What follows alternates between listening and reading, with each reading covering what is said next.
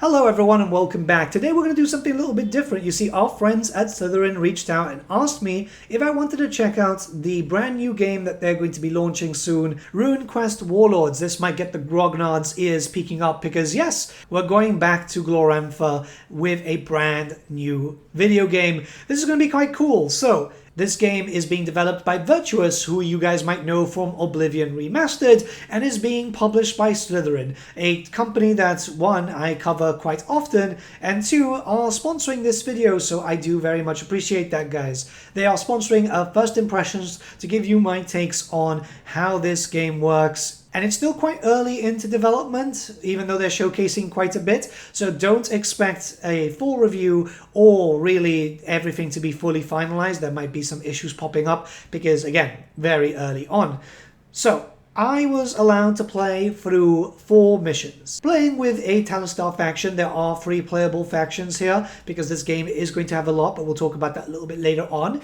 It's a large narrative campaign. I've been told it's going to be around 18 missions or so. But for the first mission, it's just a basic introduction, you know, getting to learn how the engine works, the game itself with all the mechanics. The benefit here is if you've played Battlesector before, then this is going to feel like second nature to you because it is using the same style as Battlesector, turn-based combat as you can imagine. You'll be able to change out your loadouts as you do your missions, getting new units as you progress through the campaign, getting skills for the characters because there are a few named characters through the campaign itself. Each of the characters will be widely different with different abilities and so on. So I was able to use a total of 4 characters, I believe. One which was like the main character, very tanky, was also quite good at doing some damage. We had a spellcaster, an assassin type, and then finally another priestess, but was more focused on melee. Mission length felt pretty decent. It was kind of reminiscent of very old school RTS style, so it wasn't like you're spending an hour plus trying to fight your way through areas. It was pretty early into the campaign, so I don't know how much the missions are going to change, but the styling was go here, fight these enemies, go there.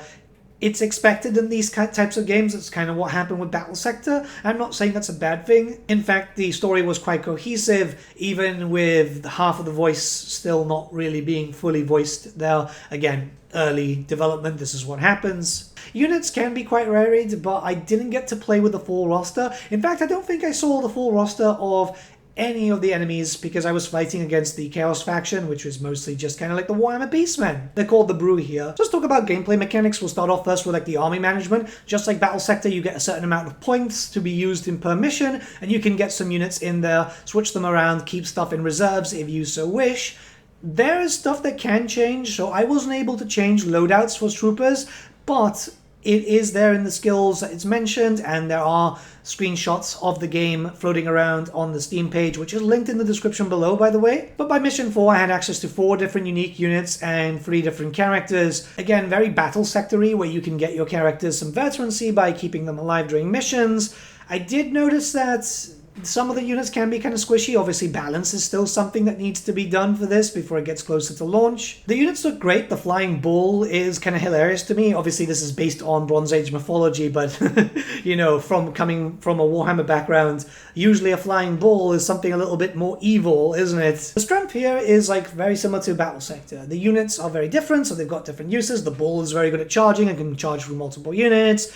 You've got the Cats, which are kind of good for getting around enemy lines. The characters are all varied themselves. I do wish from a personal point of view that I was able to use a lot more units because we've seen from trailers and so on that they are able to be used, well, at least from their playtest versions. It's more because I like a varied army. Same thing as when I've always played Battlesector. But I was only able to play this faction, so I can't really talk about the others other than the fact that the Brew, I keep saying Beastmen, it gets a bit weird there. The Brew Shamans can hit quite hard, and those Stag Riders are a menace. They hit incredibly tough there. And one of my neighbors has just decided to do works on a Sunday. That's fantastic. From what I've gathered, there is no tech tree, but rather your hero upgrades. So as you do missions and you do some bonuses, you'll also get fame tokens.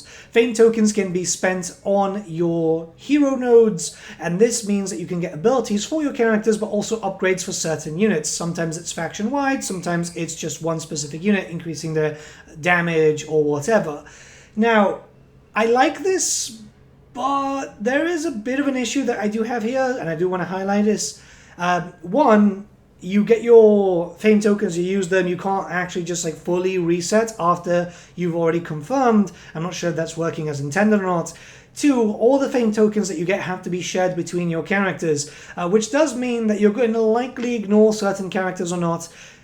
It's not a lot of tree there, barring just like the main character for the story. And because I only played 4 missions, I was only able to get so many fame tokens. I didn't really have access to that many. It's a cool system, but I feel like it needs to be refined a little bit. It does feel like certain nodes have less, obviously, like you'll see it when it comes to like the main character. Maybe I have to get used to it, but I more preferred the very structured one in BattleSector myself, and that's more of a personal thing. I think my worry for the campaign is that maybe we might end up with more characters to play around with, and I won't have access to enough fame tokens because I already dumped them on the main character, for example.